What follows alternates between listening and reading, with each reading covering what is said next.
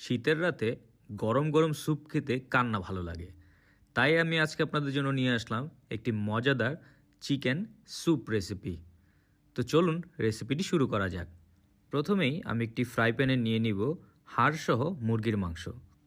তার সাথে দিয়ে দিব পরিমাণ মতো পানি। তারপর এর সাথে দিব হচ্ছে আদার পাউডার, রসুনের পাউডার, আপনারা চাইলে পেস্ট ব্যবহার করতে পারেন, সামান্য লবণ। এরপরে সবগুলো উপকরণকে একসাথে ভালোভাবে মিক্স করে আমরা সিদ্ধ করতে থাকবো। ততক্ষণ পর্যন্ত সিদ্ধ করব যতক্ষণ পর্যন্ত পানি বলক না আসে। পানিতে বলক আসার পরে আমরা আরও 7 থেকে 10 মিনিটের মতো সেদ্ধ করব। তারপর আমরা চিকেনগুলোকে পানি থেকে আলাদা করে নিয়ে নিব। চিকেনগুলো পানি থেকে নেওয়ার পরে যেই পানিটা থেকে যাবে সেটি হচ্ছে চিকেন স্টক। এটি হচ্ছে মেইন উপকরণ এই চিকেন স্যুপ রেসিপির। এখন আমরা এই পানিটিকে একটি ছাঁকনির সাহায্যে ছেঁকে নেব। আপনারা কে কোথা থেকে আমার এই ভিডিওটি দেখছেন অবশ্যই কমেন্ট করে জানাবেন, আমি আপনাদের সবার কমেন্টের উত্তর দিব। আমরা এই পানিটিকে একপাশে রেখে দিয়ে আমরা অন্য উপকরণ তৈরি করা শুরু করব। আমি একটি ব্লেন্ডারের ভিতরে সেদ্ধ করা ভুট্টা নিয়ে নিব।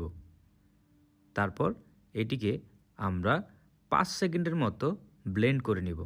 5 সেকেন্ড ব্লেন্ড করার পরে ভুট্টার মিশ্রণটি ঠিক এইরকম দেখা যাবে।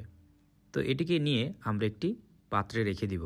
আর এই পাত্রে আমরা স্যুপ তৈরির বাকি উপকরণগুলো ঢেলে দিব। তো প্রথমে আমরা নিয়ে নিব সেদ্ধ করা মুরগির মাংসগুলোকে কুচি কুচি করে ছিঁড়ে, তারপর এর ভিতর দিয়ে দিব চিকেন স্টকের পানিটি। এখন দিয়ে দিব সাদা গোলমরিচের গুঁড়া, তারপরে দিয়ে দিব সামান্য লবণ। এরপর এই সবগুলো উপকরণকে একসাথে ভালোভাবে আমরা মিক্স করে নিব। 1 টেবিল স্পুন সয়া সস আমি এর ভিতরে দিয়ে দিয়েছি। ভিডিওটি আমি দেখাতে ভুলে গেছি, আপনারা দিয়ে নেবেন। তারপর 10 মিনিটের মতো একে আমরা বয়েল করে নেব। 10 মিনিট বয়েল করার পরে আমরা এর ভিতরে দিয়ে দিব কর্নফ্লাওয়ার আর পানির মিশ্রণটি। তারপর একে আরও 5 মিনিটের মতো আমরা জাল দিতে থাকব।